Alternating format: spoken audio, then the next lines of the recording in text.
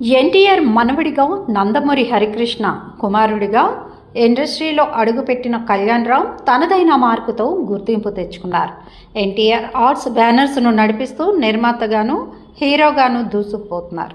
ఇటీవల Arjun son of వైజయంతితో మరోసారి అభిమానులను అలరించిన కళ్యాణ్ రామ్ ఇప్పుడు కొత్త ప్రాజెక్టులతో బిజీగా ఉన్నారు. ముఖ్యంగా బింబిసార మూవీ భారీ సక్సెస్ తర్వాత దాని సీక్వెల్ బింబిసార 2పై అంచనాలు పీక్స్లో ఉన్నాయి.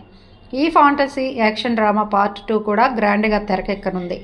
అదనంగా పాపులర్ రైటర్ అయిన శ్రీకాంత్ విస్సా దర్శకత్వంలో ఒక యాక్షన్ ఎంటర్టైనర్ మూవీలో కూడా నటిస్తున్నారు. శ్రీకాంత్ విస్సా ఇప్పటికే కళ్యాణ్ రామ్కు కథ వినిపించారట. ఈ రెండు ప్రాజెక్టులతో కళ్యాణ్ రామ్ మరోసారి బిగ్ హిట్ కొట్టేందుకు రెడీ అవుతున్నారు.